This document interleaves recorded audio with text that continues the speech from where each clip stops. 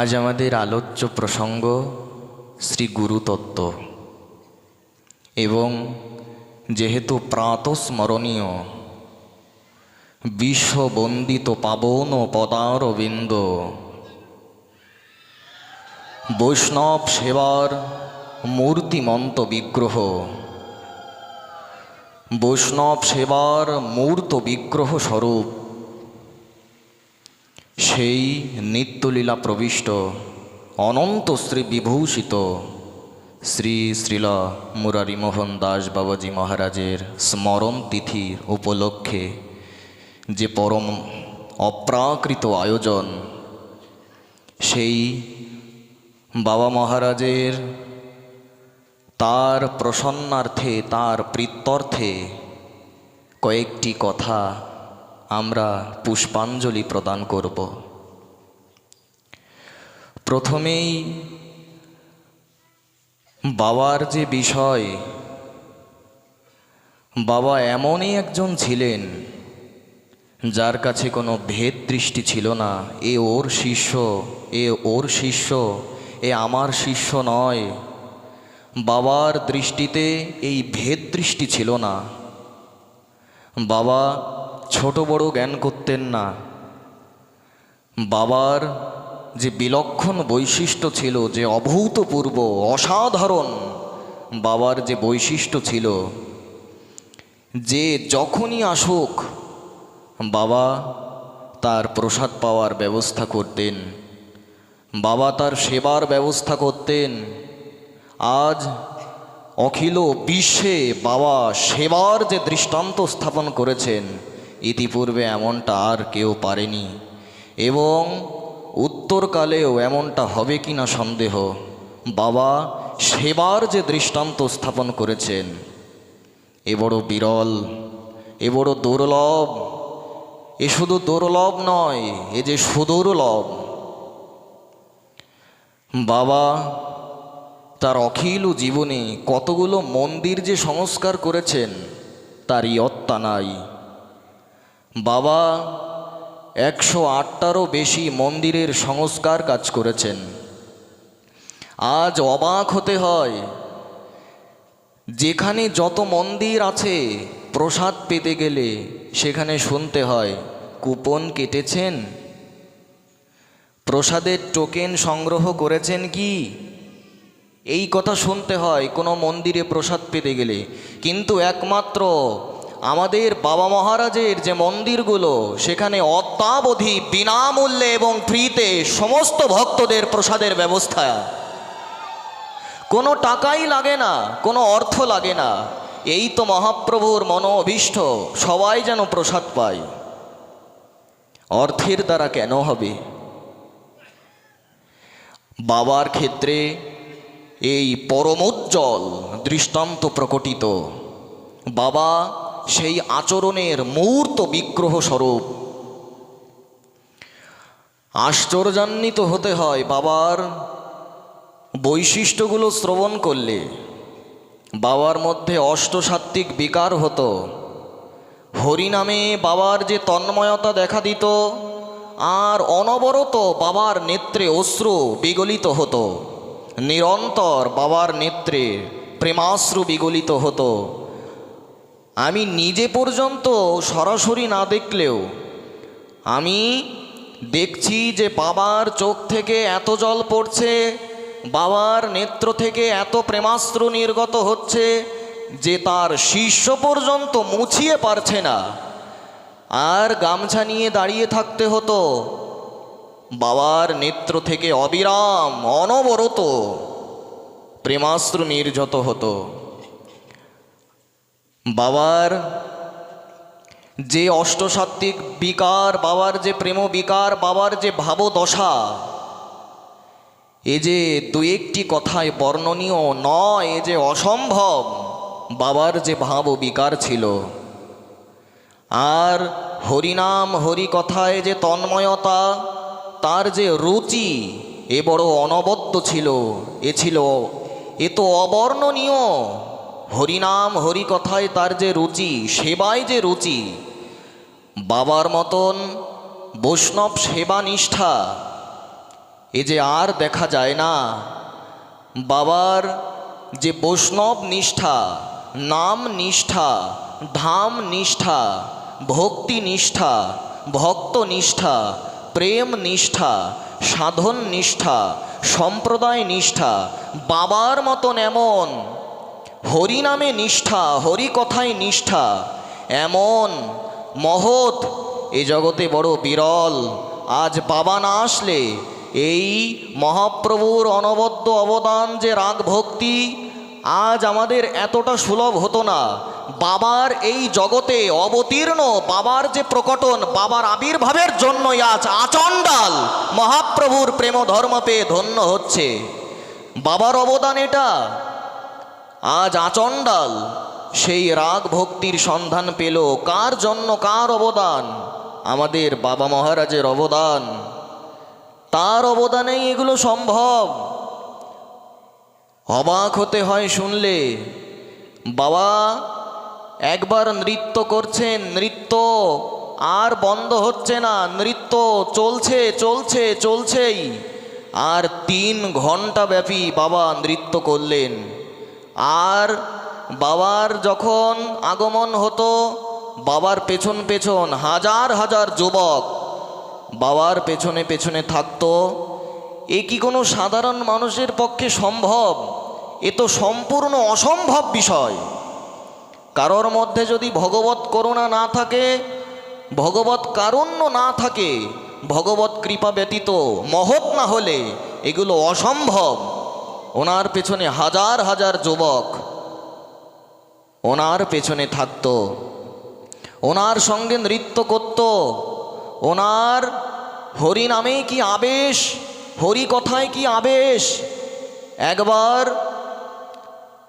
অসমৌদীয় কাকাগুরু মহারাজের নিকট আস্বাদনীয় শ্রী কাকাগুরু মহারাজ তিনি বলছেন, একবার বাবা হরি কথা শোনার সময় বাবার নেত্র থেকে আর এত অশ্রু ঝরছে, এত অশ্রু ঝরছে, মুখ থেকে লালা ঝরছে। এ যে কোন স্তরের আবেশ, এ যে কেমন আবেশ, এ যে শব্দের দ্বারা বোঝানো যায় না, এ যে ভাষার অগোচর, এ যে অনুভবের বিষয়। এমন ছিল বাবার আবেশ, বাবার যে তন্ময়তা, এ যে অবর্ণনীয়। কে বুঝবে? কার সামর্থ্য আছে? বাবা করুণা করে এসেছিলেন তাই আমাদের সবাইকে উদ্ধার করতে, জগৎকে উদ্ধার করতে, জগৎকে পাবন করতে এসেছিলেন। তিনি যেন সাক্ষাৎ নেমে এসেছিলেন জগতে নিত্য লোক থেকে। আজ সেবার যে দৃষ্টান্ত তিনি রেখে গেছেন, এ আর কেউ পারেনি। আর মহৎ মুখে শোনা যে বাবা তাকে যদি কেউ একটু মন্দির করার জন্য টাকা দিত, সেই মন্দিরের টাকা বাবা কি করত? কোটি কোটি টাকা বাবা ভক্ত সেবা, বৈষ্ণবের সেবায় কোটি কোটি টাকা বাবা ভক্ত সেবার জন্য ব্যয় করেছে। এই সেবার দৃষ্টান্ত আর কে রেখে গেছে জগতে? যে কোটি কোটি টাকা ব্যয় করেছে ভক্তদের সেবার, বৈষ্ণব সেবার। এজন্য যদি কোটিবার অনন্তবার বলা হয় বৈষ্ণব সেবার মূর্ত বিগ্রহ, মূর্ত মন্তি বিগ্রহ, সাক্ষাৎ মূর্তিমন্ত বিগ্রহ আমাদের বাবা মহারাজ, তাহলে অনন্ত কণ্ঠে বললেও এর কোনো স্পর্শই করা যায় না বাবার মহিমার। আজ বাবার কথার যে আয়োজন, বাবার স্মরণ তিথি উপলক্ষে যে আয়োজন, এটাও আশ্চর্যের বিষয়। আমার কল্পনারও বাইরে ছিল এটা। আমি যে এখানে আসব এটাও কল্পনার বাইরে ছিল। বাবাই যেন এক অদৃশ্য অলৌকিক শক্তির দ্বারা আমার কেশে ধরে আমাকে টেনে এনেছে। বাবা চুল ধরে আর আমাকে কেশাকর্ষণ করে বাবার দুটো কথা বলার সৌভাগ্য দিয়েছেন। এ বাবারই কৃতিত্ব। বাবা যদি না আনতেন আমার কি সামর্থ্য আছে, যোগ্যতা আছে? কোন এক অদৃশ্য শক্তি পিছনে কাজ করছে। বাবার করুণা, বাবারই ইচ্ছা। বাবার যে জীবনী, বাবার যে সূচক কীর্তন সেখানে এসেছে জয় রে জয় রে জয় শ্রী গুরু করুণাময় প্রভু মোর শ্রী মুরারি দাস। এখানে বাবা মহারাজের জয় দিচ্ছেন, জয় রে জয় রে জয়। বাবার জয়োদ্ঘোষণা করছেন, জয়ধ্বনি দিচ্ছেন। প্রভু মোর শ্রী মুরারি দাস, গুণের প্রভু মুরারি বাবার প্রাণ ভরে জয় দাও। বাবা মহারাজের প্রাণ ভরে জয় দাও। বাবার সূচক কীর্তনে বলা হয়েছে। বাবার যে পিতামাতা সে বিষয়েও সূচক কীর্তনে এসেছে। দ্বিজরাজ সাহা পিতা শ্রী কমলা দেবী মাতা গৃহে ঠাকুর সেবা করে নিরন্তর। সেই পিতৃদেব দ্বিজরাজ সাহা এবং কমলা দেবী, যাদের গৃহে নিরন্তর ঠাকুরের সেবা চলছে, না হলে এমন সন্তান কি জগতে আবির্ভূত হয়? এমন সন্তান কি প্রকটিত হয়? এমন রত্নের আবির্ভাব হয় কি পিতামাতার যদি সাধনা না থাকে? জগতে বাবা নেমে এসেছিলেন সমস্ত জীবকে উদ্ধারের জন্য, করুণার জন্য। বাবা কোথাও যাননি। বাবার স্থূল শরীরটার শুধু অদৃশ্য হয়ে গেছে বাবার যে স্থূল শরীর, কিন্তু বাবা সূক্ষ্ম শরীরে আজও বাবা এখানে আছেন।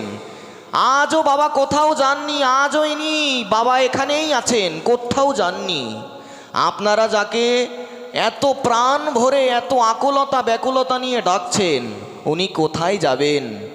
উনি এখানেই আছেন, আপনাদের কাছেই আছেন, আপনাদের হৃদয়ে আছেন, আপনাদের মনে আছেন, আপনাদের ভাবে আছেন, এবং সব সময় নিত্য লোক থেকে আপনাদেরকে দু হাত ভরে বাবা আশীর্বাদ করছে। বাবার আশীর্বাদ ছাড়া এটা সম্ভব কি? এমন আয়োজন, এমন ভক্ত সেবা। আজ যদি আমাকে আমার পরম শ্রদ্ধেয় দীনেশ দাদা, আমার অরবিন্দ দাদা, তারা যদি আমাকে আহ্বান না করত, যদি বাবার করুণা না হতো, আপনাদের মতন ভক্তদের সেবা করার সুযোগ পেতাম না। বাবার যে কত করুণা, এ কি কয়েক মিনিটে, কয়েক ঘন্টায় কি বলা সম্ভব? তার নাম যে মুরারি, সেই মুরারির কথা যে অনন্ত। সাক্ষাৎ ভগবানকেও তো মুরারি বলা হয়। আর এই যে বাবা, জগতে সাধু গুরু বৈষ্ণব, তাদের যে মহিমা শাস্ত্রে বলা হয়েছে, শুনলে চমকে উঠতে হয়। আমাদের শাস্ত্রে এসেছে যে এই যে আমরা সাধুগুরু বৈষ্ণবকে দেখি, এনারা কারা? শাস্ত্র দেখুন কি বলছেন। কুর্বন্তি যদি বৈশাখে সপার্যাং পরমাত্মনঃ তত্রাপি চলমূর্তিনাং সাধুনাং যত্র বৈ বিভো। স্কন্দ পুরাণের বিষ্ণু খণ্ডের বৈশাখ মাহাত্ম্যের পঞ্চম অধ্যায়ের 33 এবং 34 নম্বর শ্লোক। সেইখানে কি বলছেন শুনুন। বলছেন, এ জগতে আমরা মন্দিরে দেখি অচল বিগ্রহ। ওই বিগ্রহকে আমরা মনে করি যে বিগ্রহ চলতে পারে না। যদি আমরা এমন মনে করি, বিগ্রহকে তো সাক্ষাৎ জ্ঞান করতে হয়। সাক্ষাৎ জ্ঞান না করলে আমার সঙ্গে তিনি কথা বলবেন কেন? আর বলছেন, এই জগতে যদি বিশুদ্ধ, যদি বাবার মতন সাধুর দর্শন হয়, বাবার মতন বৈষ্ণবের মহতের যদি দর্শন হয়, তো দেখুন শাস্ত্র কি বললেন। শাস্ত্র বলে দিলেন যে সাক্ষাৎ তুমি ভগবানের চলন্ত মূর্তিকে দেখে ফেলেছো। সাক্ষাৎ চলন্ত মূর্তি ভগবতের, সাক্ষাৎ ভগবানের চলন্ত মূর্তি হচ্ছে বৈষ্ণব। প্রকৃত বৈষ্ণব, প্রকৃত সাধুকে চলন্ত বিগ্রহ বলা হয়েছে, ভগবানের, ঈশ্বরের চলন্ত মূরতি। আজ বাবার উদ্দেশ্যে যে আয়োজন, আমাদের সবার সৌভাগ্য। এই নরুল্লাগঞ্জ ধন্য, এখানকার অধিবাসী ধন্য। আজ যারা আসতে পেরেছেন, যারা কয়দিন এখানে উপস্থিত থেকেছেন, পাঠ শুনতে পেরেছেন, তারা ধন্য, তারা কৃতকৃতার্থ। যারা বাবার এত কথার মধ্যে, বাবার অসংখ্য লীলা, বাবার যে অসংখ্য গুণের মধ্যে যারা একটা গুণ শুনতে পেরেছেন, তাদের জীবন ধন্য, তারা পবিত্র, তারা সাধারণ নয়, তাদের মহাভাগ্য। যারা বাবার গুণাবলী শ্রবণের সৌভাগ্য পেয়েছেন। এরকম বাবার আমি নিজেই এই জিনিসটি প্রত্যক্ষ করেছি। আজও যে যখন যাক মোরারি মোহনে, তার জন্য প্রসাদের ব্যবস্থা থাকবেই থাকবে। কি সেবানিষ্ঠা! বাবার শিষ্য যেন এত, বাবার সেই সেবা শক্তি শিষ্যদের মধ্যে রিফ্লেক্ট হয়েছে। যেমন সূর্যের যে জ্যোতি, সূর্যের যে কিরণমালা, সেই জ্যোতি যদি কোনো আয়নায় পতিত হয়, ওই জ্যোতিটা, ওই কিরণমালা যেমন রিফ্লেক্ট হয়, ঠিক তেমনই শ্রী গুরুদেব তো সূর্য। সাক্ষাৎ বাবার সেই গুণাবলী বাবার শিষ্যদের মধ্যে সঞ্চারিত হয়েছে, প্রতিফলিত হচ্ছে, বিচ্ছুরিত হচ্ছে সেই সেবা। এ বড় অনবদ্য বাবার গুণাবলী, এ যে বলে শেষ করার নয়। বাবার গুণাবলী যে বলে শেষ করা যায় না। বাবার স্মরণ তিথিতে শ্রী গুরুতত্ত্ব বিষয়ে যেহেতু আজ আমাদের আলোচ্য প্রসঙ্গ, এই শাস্ত্রের বিভিন্ন প্রমাণে এই গুরুতত্ত্ব বিষয়ে আমরা একটু স্মরণ করি। ভাগবত কি বলছেন শুনুন। নৃদেহামাদ্যাম সুলভাম সুদুর্লভাম প্লবাম সুকল্পাম ময়া কুলেনা গুরু কর্ণধারাম ময়া কুলেনা নভস্বাতিরিতং পুমান ভবাব্ধিং ন তরেৎ সাত্মহ। ভাগবতের একাদশ স্কন্ধের 17 অধ্যায়ের এখানে কি বলছেন? একাদশ স্কন্ধের 20 অধ্যায়ের 17 সংখ্যক শ্লোকে ভাগবত বলছেন যে নৃদেহামাদ্যাম সুলভম সুদুর্লভম, এই যে আমরা যেই মনুষ্য দেহটা পেয়েছি, বললেন এটা অত্যন্ত দুর্লভ, এতটাই দুর্লভ যে দেবতারাও পায় না। চৈতন্য ভাগবতে এই কথা বলা হয়েছে, যে নর শরীর লাগি দেবে কাম্য করে, সেই সে শরীর ব্যর্থ যায় ব্যর্থ সুখের বিহরে। চৈতন্য ভাগবতে বলছেন দেবতারাও প্রার্থনা করে এই মনুষ্য শরীর, আর সেই সুর দুর্লভ মনুষ্য দেহ পেয়েও আমার ভজন হলো না, আমার সদ্গুরুদেবের চরণ প্রাপ্তি হলো না। যারা বাবার আশ্রিত হতে পেরেছেন, বাবা তো একটা শক্তি, আপনারা সবাই একটা শক্তিকে পেয়েছেন। যারা বাবার চরণে আশ্রয় পেয়েছেন, একটা শক্তি পেয়েছেন আপনারা। একবার অস্মদীয় শ্রী গুরু মহারাজ তিনি বলছেন যে বাবার সঙ্গে একবার আমাদের শ্রী গুরুদেবের কথা হচ্ছে। আমাদের শ্রী গুরুদেব আর বাবা মহারাজকে বলছেন যে আপনি যদি নিত্যলীলা প্রবিষ্ট হন, আপনি যদি আমাদেরকে ছেড়ে অন্তর্হিত হন, যদি আমাদেরকে ছেড়ে চলে যান, যদি এই স্থূল শরীরটা আমাদের নেত্রের অগোচর হয়ে যায়, আপনাকে ডাকলে শক্তি পাবো তো? আপনি আশীর্বাদ করবেন তো? শ্রী গুরু মহারাজকে বলে দিয়েছিলেন যে অবশ্যই আমাকে স্মরণ করলেই আমি শক্তি সঞ্চার করব, আমি আশীর্বাদ করব। বাবা বলে দিয়েছিলেন, এজন্য অদ্যাবধি যারা বাবাকে স্মরণ করেন, যারা বাবার জন্য ক্রন্দন করেন, যারা বাবার গুণাবলী বলেন, যারা বাবার কথা শোনেন, বাবা তাদের ওপর অবশ্যই শক্তি সঞ্চার করবেন, বাবার আশীর্বাদ বর্ষিত হবে।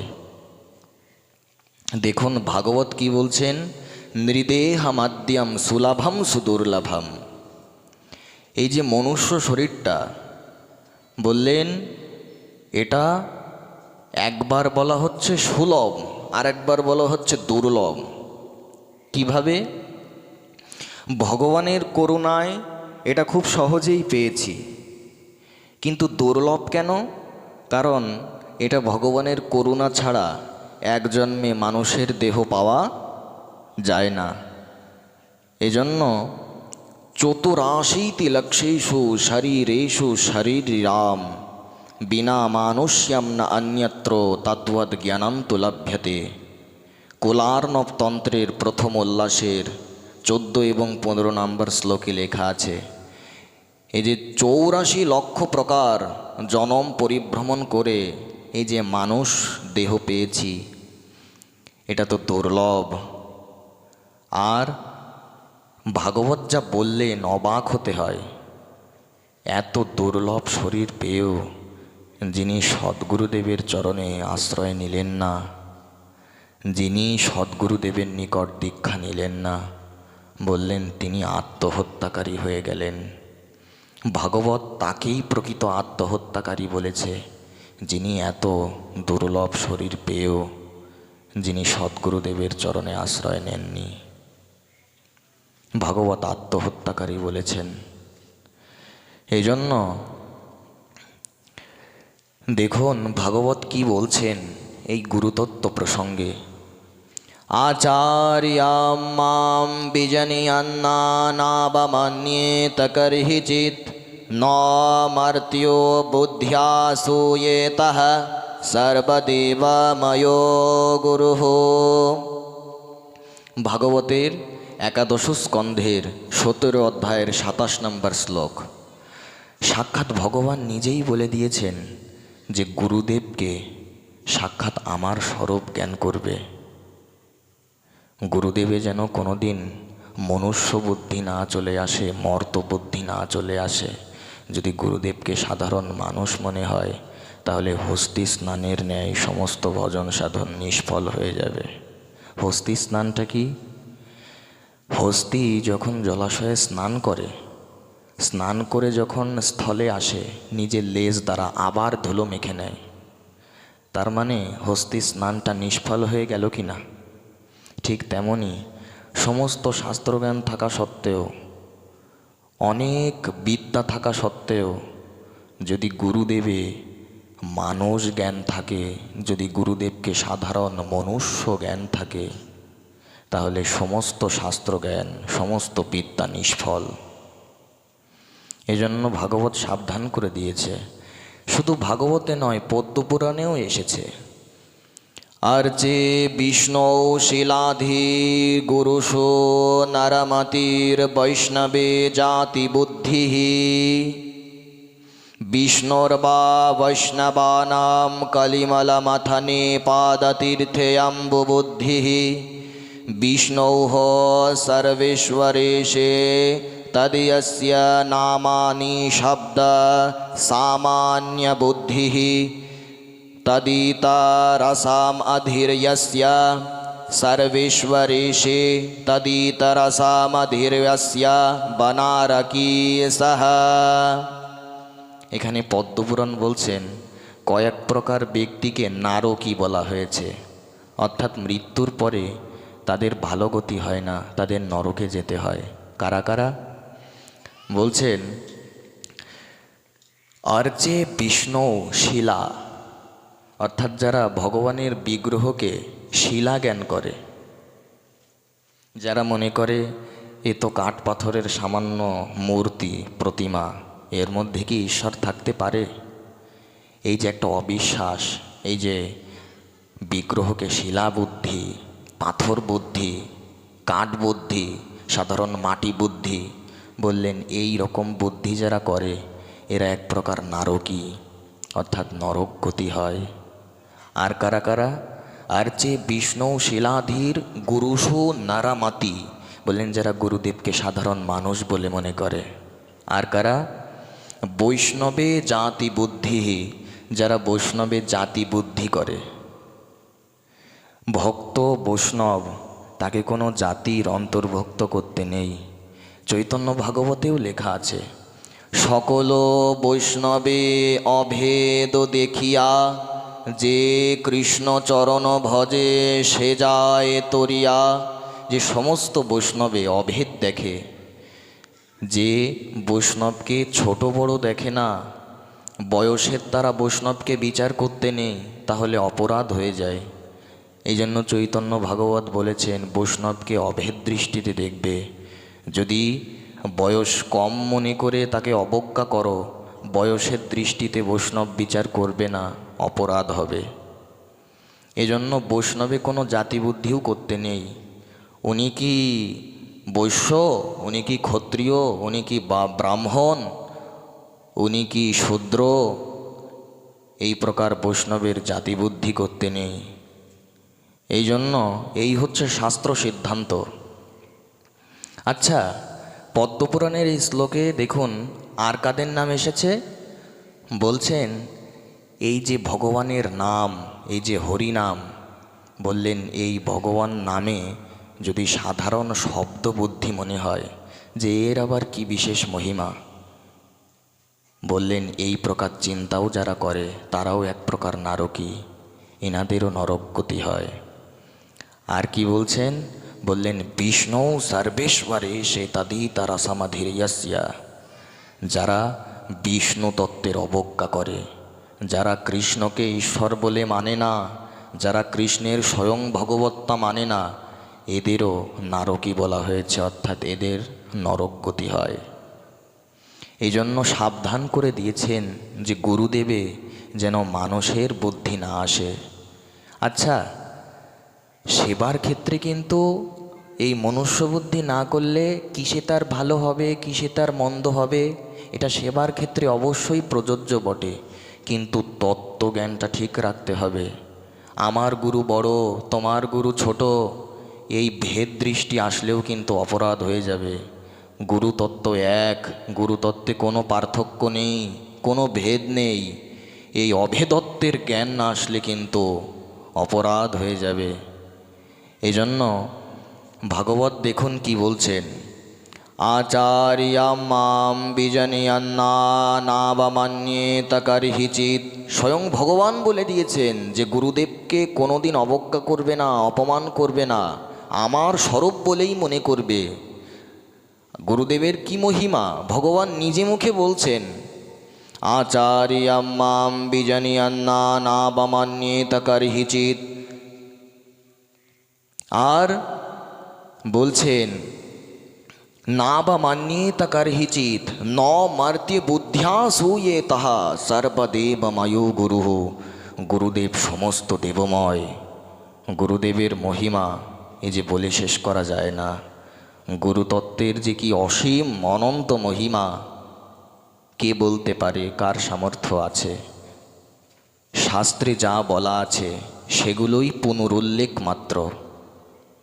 আচ্ছা দেখুন একটা বিষয়, প্রেমভক্তি চন্দ্রিকার যেই পয়ার দিয়ে আমরা হরিকথা প্রারম্ভ করেছি, নরোত্তম ঠাকুর যে গুরুতত্ত্বের বন্দনা করছেন, উনি শ্রী গুরুদেবের বন্দনায় লিখেছেন যে প্রেমভক্তি যাহা হইতে অবিদ্যা বিনাশ যাতে বেদে গায় যাহারও চরিত। অর্থাৎ নরোত্তম ঠাকুর বলছেন যে গুরুতত্ত্ব বেদেও আছে। এখন এই জগতে যারা তার্কিক, তারা মনে করবে যে বেদে তো শুধু নিরাকার ঈশ্বরের কথা, তারা তো আর বেদ হয়তো পড়েনি, এই জন্য জানে না। কিন্তু বেদে, বেদান্তে, আমাদের শাস্ত্রাদিতে এই গুরুতত্ত্বের কথা আছে, না থাকলে নরোত্তম ঠাকুর লেখেননি। তো সেই বেদেও যে গুরুতত্ত্ব আছে, আমি সেই বেদ মন্ত্র, বেদান্ত শ্রুতি মন্ত্র আমি কয়েকটা স্মরণ করি। দেখুন, বেদ বলছেন গুরুরেবা হরিঃ সাক্ষাৎ ইত্যাব্রবীৎ শ্রুতিঃ। ব্রহ্মবিদ্যোপনিষদের 31 নম্বর মন্ত্র। বেদের 4টা ভাগ আছে, তন্মধ্যে একটা হচ্ছে উপনিষদ, একে বেদান্ত বলে। তো সেই উপনিষদের মন্ত্রগুলো বেদেরই মন্ত্র, অর্থাৎ উপনিষদের মন্ত্রে এবং বেদের মন্ত্রে কোনো পার্থক্য নেই, একই। তো সেই ব্রহ্মবিদ্যোপনিষদের 31 নম্বর মন্ত্রে এই গুরুতত্ত্বের কথা এসেছে। বেদ আবার বলছেন গুরুরেবা পরম ব্রহ্মা গুরুরেবা পরাগতিঃ। অদ্বৈ তারক উপনিষদের 17 নম্বর মন্ত্র। এখানেও গুরুতত্ত্বের কথা এসেছে। বেদ আবার বলছে যথা গুরাস্তথৈবেশো যথৈবেশস্তথা গুরঃ পূজনীয়া মহাভক্ত্যা ন ভেদ বিদ্যতে অনয়ো। যোগ ও শিখ উপনিষদের 5ম অধ্যায়ের 58 নম্বর মন্ত্র। এখানেও গুরুতত্ত্বের কথা এসেছে। বেদ আবার বলছেন গুরুর ব্রহ্মা গুরুর বিষ্ণু গুরুরেব সদাচ্যুতঃ ন গুরুর অধিকঃ কশ্চিৎ ত্রিষু লোকেষু বিদ্যতে। যোগ ও শিখ উপনিষদের 5ম অধ্যায়ের 56 নম্বর মন্ত্র। আবারও বেদ বললেন এই গুরুতত্ত্বের কথা। বেদ আবারও বলছেন তাম গুরুমেবাভিগচ্ছেৎ শ্রোত্রিয় ব্রাহ্মনিষ্ঠম। মুণ্ডক উপনিষদ। বেদ আবারও বললেন এই গুরুতত্ত্বের কথা। এরকম বহু প্রমাণ রয়েছে। বেদে না থাকলে তো নরোত্তম ঠাকুর লিখতেন না বেদে গায়ে যাহারও চরিত। বেদও এই গুরুতত্ত্বের সমুদ্ঘোষণা করেছেন। এজন্য এই গুরু তত্ত্বটি আমাদের একটু হৃদয়ঙ্গম করা উচিত। আচ্ছা, এই যে গুরুদেব, সদ্গুরুদেবের লক্ষণ কি, সদ্গুরুদেবের যোগ্যতা কি, এ বিষয়ে ভাগবত কি বলছেন শুনুন। তস্মাদ্ গুরুম প্রপদ্যেত জিজ্ঞাসো শ্রেয়োত্তমম শব্দে পরে চ নিষ্ণাতাং ব্রহ্মাণ্যোপাসমাশ্রয়ে।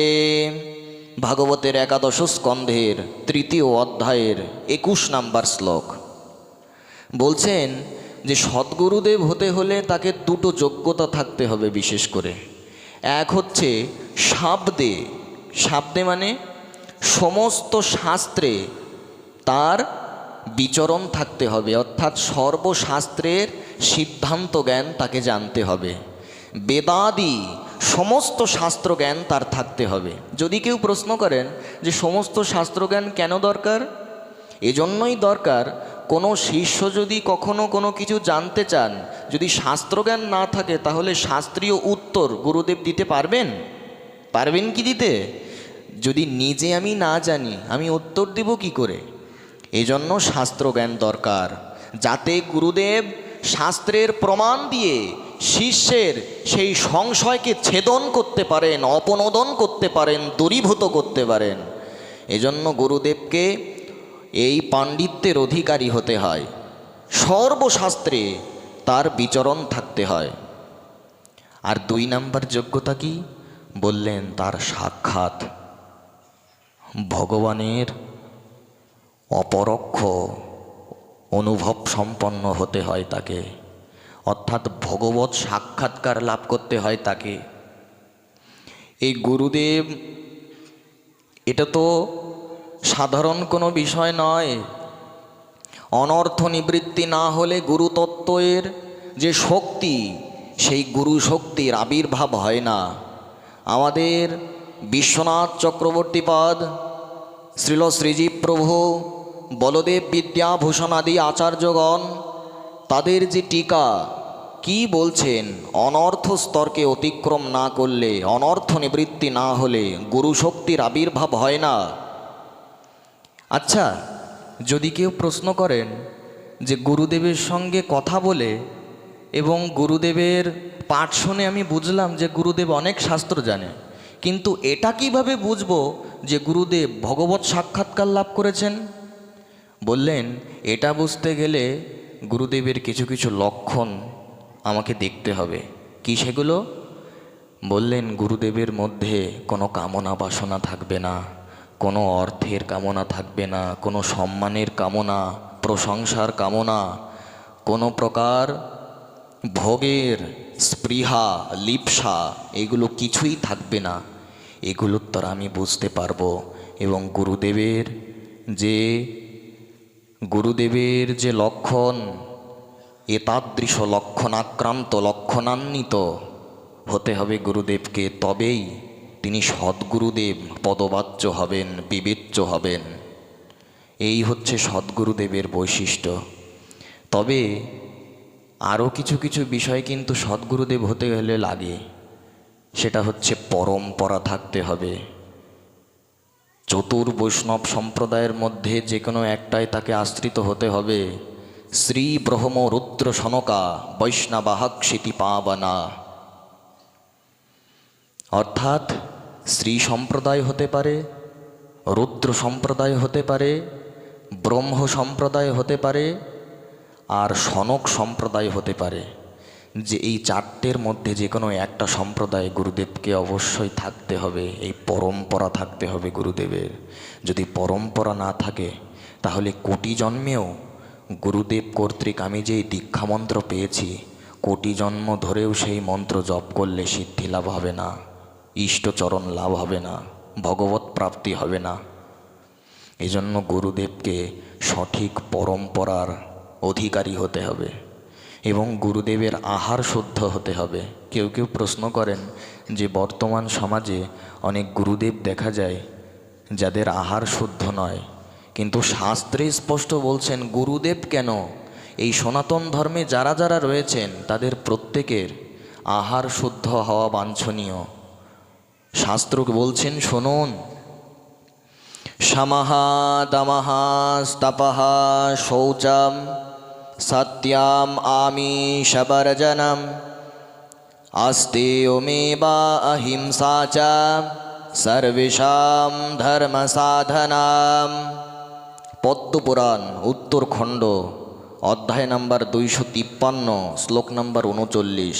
এখানে বলছেন গুরুদেব তো অবশ্যই সনাতন ধর্মে যারা যারা জন্মগ্রহণ করেছেন তাদের প্রত্যেককেই আহার শুদ্ধ করতে হয়।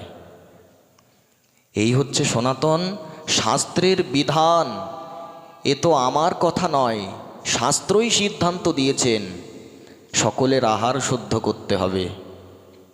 এজন্য গুরুদেবের প্রসাদভোজী হতে হবে, শুদ্ধ আহারী হতে হবে।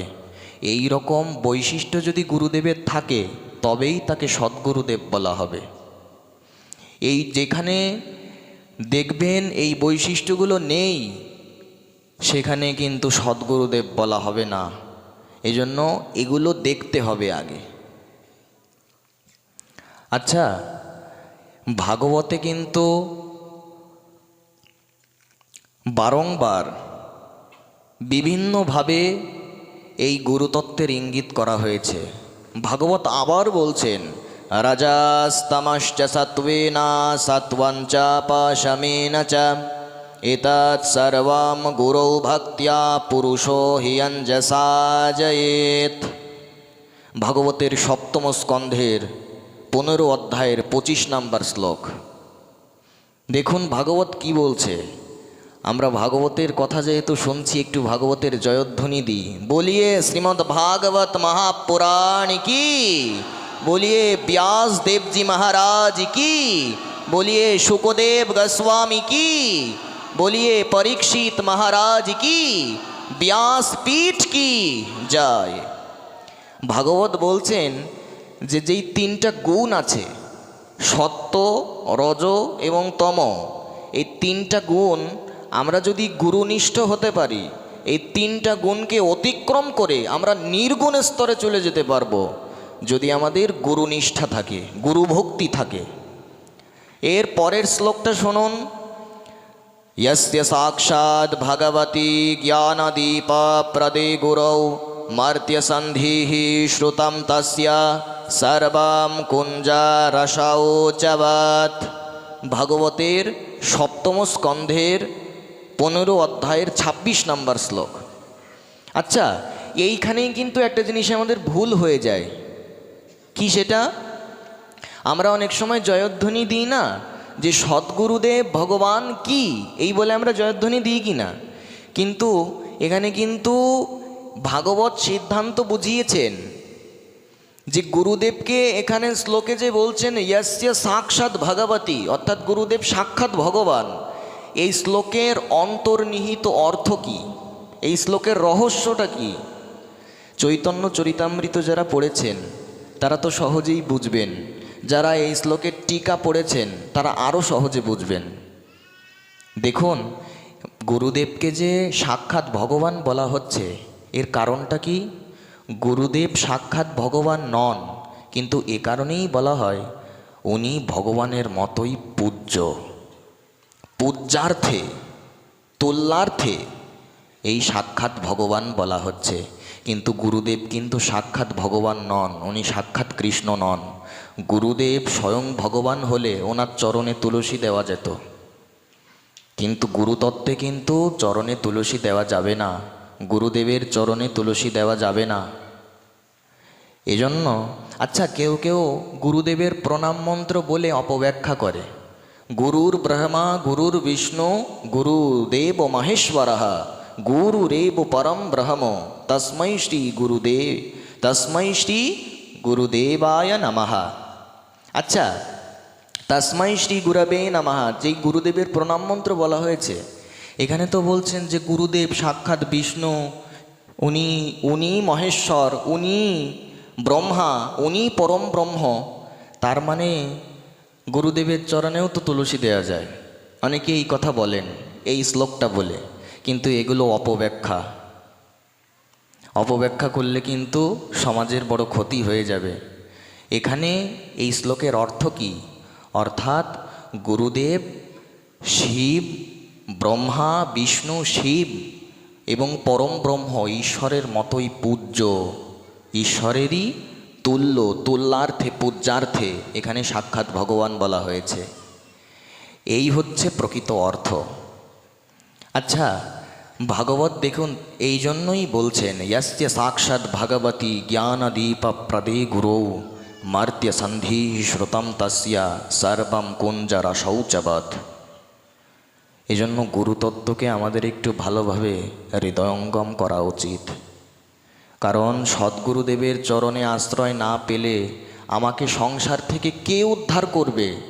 বাবা মহারাজ আমাদের মতন বদ্ধ জীবকে উদ্ধারের জন্যই অবতার নিয়েছিলেন, তিনি আবির্ভূত হয়েছিলেন। দেখুন, যদি একটা বিশাল সমুদ্রের মধ্যে আপনাকে ছেড়ে দেওয়া হয়, কোনো নৌকাও দেওয়া হলো না, আপনি সাঁতরে কুলে আসতে পারবেন তো? বিশাল সমুদ্র কিন্তু।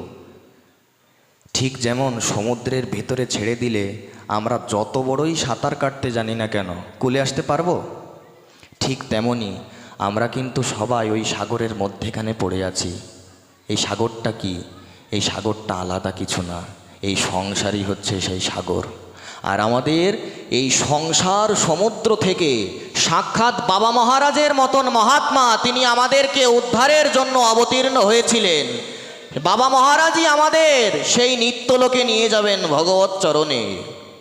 গুরুতত্ত্বের এই মহিমা। এই জন্য গুরুদেবের দীক্ষা নিতে হবে, সদ্গুরুদেবের দীক্ষা। শ্রী গুরুদেবই আমাদেরকে ভগবৎ চরণে নিয়ে যাবেন, তিনিই ভগবৎ সাক্ষাৎকার করাবেন, তিনিই ভগবানকে আস্বাদন করাবেন, তিনিই ভগবানকে পাইয়ে দেবেন, তিনিই সমর্থ। এজন্য সদ্গুরুদেবের দীক্ষার যে কোনো বিকল্প নেই। এজন্য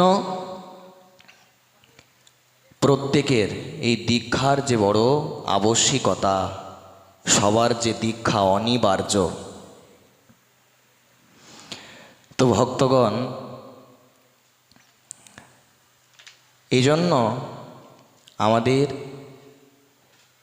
এই যে গুরুতত্ত্বের আলোচনা, আমরা যেন কেউ যদি প্রশ্ন করেন যে আমি দীর্ঘদিন যাবৎ সদ্গুরুদেবের সন্ধান করছি, কিন্তু আমি তো কোনো সদ্গুরুদেব পাচ্ছি না, আমি তাহলে কি করব? আপনার মনে মনে আপনি একজনকে স্থির করুন, যাকে আপনার ভালো লাগে গুরুদেব হিসেবে। মনে মনে তাকে আপনি সংকল্প করে ঠিক করুন, স্থির করুন যে যাই হয়ে যাক, যদি দীক্ষা নিতে হয় তো এনার কাছ থেকেই নেব। মনে মনে এই প্রকার তার ছবি অঙ্কন করুন, মনে মনে তার জন্য এই প্রকার আকুল হন। আপনার মনের এই আকুলতা ব্যাকুলতা থাকলে আপনাকে কষ্ট করে গুরুদেবের চরণে যে দীক্ষা নেওয়া লাগবে না, সাক্ষাৎ গুরুদেব, সৎগুরুদেব আপনাকে এসে দীক্ষা দিয়ে আপনার জীবন পরিবর্তন করে দেবে। আপনার জীবন বিশুদ্ধ হয়ে যাবে, পরিশুদ্ধ হয়ে যাবে। গুরুদেব স্বয়ং আসবে আপনার কাছে। যদি আপনার আকুলতা থাকে, ব্যাকুলতা থাকে, আপনাকে যেতে হবে না। এজন্য এইভাবে আমরা সদ্গুরুদেবের চরণে আশ্রয় না নিলে আমাদের জীবন যে ব্যর্থ হয়ে যাবে। সদ্গুরুদেবের চরণে আশ্রয় পেয়ে গুরুদেবের কথা মতন চলতে পারলেই জীবন ধন্য, কৃতার্থ হয়ে যাবে এবং অবশ্যই আমরা ভগবানকে লাভ করতে পারব। তো ভক্তগণ, বাবার প্রসন্নার্থে, বাবার প্রীত্যর্থে, বাবার অনন্ত অগাধ মহিমার অসংখ্য গুণাবলীর কিছু যা উল্লেখ করা হলো এবং গুরুতত্ত্বের বিষয়ে যা যা উল্লেখ করা হলো, বাবার ওপর পুষ্পবৃষ্টি রূপে এটা সমর্পণ করা হলো। বাবার প্রসন্নার্থে এটি পুষ্পাঞ্জলি রূপে বাবার মস্তকে সাদরে সমর্পিত হলো। এখন আমাদের একটা বিষয়ের আলোচনা, সেটা হচ্ছে এখন বাংলা কি মাস ভক্তগণ? সবাই একটু বলুন। বৈশাখ। এই বৈশাখ মাসে কি কি করতে হয় এ বিষয়ে আমাদের শাস্ত্রে স্পষ্ট বলছেন। দেখুন, যখন যেই তিথি, যখন যেই মাস, সেই সম্বন্ধে একটু কিছু জানতে হবে কি না, জানার প্রয়োজন আছে কি না ভক্তগণ? তো দেখুন, এই বৈশাখ মাসে আমাদের কি কি করতে হয় এ বিষয়ে স্কন্দপুরাণের বিষ্ণুখণ্ডের বৈশাখ মাহাত্ম্যের প্রথম অধ্যায়ের 19 নম্বর শ্লোক থেকে 26 নম্বর শ্লোকে লেখা আছে কি করতে হয়। স্নানার্থাং মাসি বৈশাখে পাদমেকাং চরেদ যদি সা অশ্বমেধয়ূতনঞ্চ ফলমাপ্নুয়াত্য সংশয়ঃ। এই বৈশাখ মাসে সকলকে সকাল 6টার মধ্যে স্নান করতে হয়। স্কন্দপুরাণে স্পষ্ট উল্লেখ করেছেন সকাল 6টার মধ্যে। কয়টার মধ্যে ভক্তগণ? 6টা। আচ্ছা, আপনি কিন্তু স্থির থাকতে পারবেন না, আপনি অবাক হয়ে যাবেন, চমৎকৃত হবেন যদি আপনি সকাল 6টার মধ্যে স্নান করেন। এর মহিমা শুনলে আপনি স্থির থাকতে পারবেন না। এই যে মানুষ কত টাকা খরচ করে, গাড়ি ভাড়া দিয়ে, কষ্ট করে বিভিন্ন তীর্থে যায় না ভক্তগণ, তো আমাদের শাস্ত্র বলছেন আপনাকে কোনো কষ্ট করা লাগবে না। আপনি বাড়িতে বসে আপনার ঘরে বসে আপনি সমস্ত তীর্থ স্নানের ফল পাবেন। যদি আপনি সকাল 6টার মধ্যে স্নান করেন তো ত্রিভুবনে বিশ্বে যত তীর্থ আছে সেই সমস্ত তীর্থ স্নানের ফল পেয়ে যাবেন। এই জন্য এই বৈশাখ মাসে স্নানের অনেক মহিমা বলা হয়েছে। শুধু কি তাই, আপনি অবাক হয়ে যাবেন। কোনো ব্যক্তি এখনো স্নান করে পারেনি, এই বৈশাখ মাসে এক ব্যক্তি মনে মনে চিন্তা করছে যে আমি সকাল 6টার মধ্যে স্নান করব, এই কথাটা চিন্তা করে সে এক পা সামনে রেখেছে, এখনো কিন্তু স্নান করে পারেনি। এক পা সামনে রাখলো, বললেন সঙ্গে সঙ্গে তার 10,000 অশ্বমেধ যজ্ঞের ফল লাভ হয়ে যাবে। এত মহিমা বলা হয়েছে এই বৈশাখ মাসে স্নানের। এজন্য যদি কেউ আপনার সমস্ত পাপ তাপ যদি ক্ষয় করতে চান, যদি সমস্ত পাপ ধ্বংস নাশ করতে চান, তো এই বৈশাখ মাসে আপনাকে কয়েকটা জিনিস একটু পালন করতে হবে। 1 নম্বর সেটা হচ্ছে স্নান।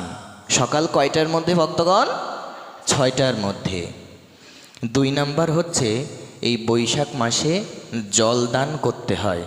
তুলসী মহারানীর ওপর একটু ঝরা বাঁধতে হয়। আপনারা অনেকেই বেঁধেছেন, কিন্তু যারা এখনও বাঁধতে পারেননি, এখনও যতটুকু সময় আছে একটু তুলসী মহারানীর ওপর একটু ঝরা বাঁধবেন। আর কি কি করতে হয় বললেন, এই মাসে একটু ফুল তুলসী, একটু এমনি দীক্ষিত ব্যক্তিত্ব প্রত্যেক দিনই অর্চন করতে হয়, কিন্তু বিশেষ করে যদি এই মাসে কেউ গৌর গোবিন্দের চরণে ফুল তুলসী দেয়, এর অনেক মহিমা বলা হয়েছে। এজন্য যাদের বাড়িতে বিগ্রহ আছে, পঞ্চতত্ত্ব রাধা মাধব আছে, একটু ফুল তুলসী একটু অর্পণ করবেন, এর অনেক মহিমা বলা হয়েছে। আর কি কি করতে হয় বললেন, এই মাসে একটু জপটা বেশি করতে হয়। যারা নিয়মিত হরিনাম করেন তাদের জপ সংখ্যা ইচ্ছা করলে আপনি বাড়াতে পারেন, কিন্তু এখনও আমরা যারা হরিনামের জপের মালা নিইনি, আমি বিনীত অনুরোধ করছি, আমি একান্ত অনুরোধ করছি, আপনারা কালকে থেকেই 2 মালা করে হরিনাম জপ করা শুরু করুন। দেখুন, এই হরিনাম ছাড়া আমাদের কোনো গতি নেই। আমরা যারই ভক্ত হই না কেন, কালী ভক্ত, শিব ভক্ত, গণেশ ভক্ত, মৃত্যুর সময় শ্মশান ঘাটে নিয়ে যাওয়ার সময় কি গাওয়া হয় ভক্তগণ? ওই হরিনামই কি না? এজন্য আমাদের অন্তিম গতি, অন্তিম পরিণাম এই হরিনাম ছাড়া আমাদের গতি নেই, মুক্তি নেই। এজন্য যারা আপনারা এখনও হরিনাম শুরু করেননি, একান্ত অনুরোধ, আপনারা অতি শীঘ্র জপের মালা সংগ্রহ করে, অন্তত যাদের অনেক ব্যস্ততা সময় পান না, অন্তত 2 মালা করে হরিনাম জপ শুরু করুন। এইগুলো যদি আপনি করতে পারেন তো বললেন আপনার সমস্ত পাপ থেকে আপনাকে উদ্ধার করে দেবে। আপনার যত যত পাপ আছে, যত পাপ মহাপাপ, আপনার সমস্ত পাপ থেকে ভগবান আপনাকে উদ্ধার করে দেবে। আপনার কোনো পাপই আর থাকবে না, আপনি পরিশুদ্ধ হয়ে যাবেন। এই জন্য এই বৈশাখ মাসে একটু কৃপা করে আপনারা এগুলো একটু পালন করবেন। আপনাদেরকে অনেক কষ্ট দিলাম, অনেক যন্ত্রণা দিলাম। 10:30 পর্যন্ত বলেছেন। এখানে আপনাদের রুচি আছে হরিকথা শ্রবণের, সব জায়গায় এমন ভক্ত পাওয়া যায় না। এখানে তো আসতে পারাও সৌভাগ্য। আপনাদের মতন ভক্ত পেয়েছি, আপনারাই সেবার সৌভাগ্য দিচ্ছেন। দেখুন, বিশেষ করে এই কলিযুগে যেহেতু হরিনামের একটা বিশেষ মহিমা রয়েছে, সেহেতু আমাদের প্রত্যেককেই অন্তত হরিনামটা প্রত্যহ জপ করা উচিত। না হলে কিন্তু আমাদের অন্তিম পরিণাম কি হবে বলুন? সেই শেষের দিনে তো হরিনামই সাথে যাচ্ছে। সারা জীবন হরিনাম করলাম না, মৃত্যুর সময় হরিনাম গেল। আচ্ছা দেখুন, কোনো ব্যক্তি যখন মারা যায় তখন তার ললাটে তিলক করা হয় কি না? তার সর্বাঙ্গে দ্বাদশ তিলক করা হয় কি না? তার বুকে হরে কৃষ্ণ হরিনাম এই অক্ষরগুলো লেখা হয় কি না? তারপরে তার চোখে তুলসীর পাতা দেওয়া হয়। তো দেখুন, সারা জীবনে আমি তিলক করলাম না, ওই মৃত শরীরে একটু তিলক করা হলো, তাহলে এটা কি বুদ্ধিমানের লক্ষণ হলো? আমি জীবনটাকে এইভাবে কেন ব্যর্থ করব? যদি শেষের দিনে আমাকে তিলক করেই আমাকে মরতে হয়, তাহলে বেঁচে থাকতে কেন করলাম না? এজন্য বেঁচে থাকতেই আমাদের অন্তত তিলকমালা পরিধান করা উচিত। অনেকেই আমাদের মধ্যে রয়েছেন তিলকমালা দেখলে কটূক্তি করেন, এগুলো তো অপরাধ, বুঝতে পারেন না যে অপরাধ হয়ে যায়। এজন্য সনাতনী হলে এই তিলকমালা অবশ্যই পরিধান করা উচিত। এজন্য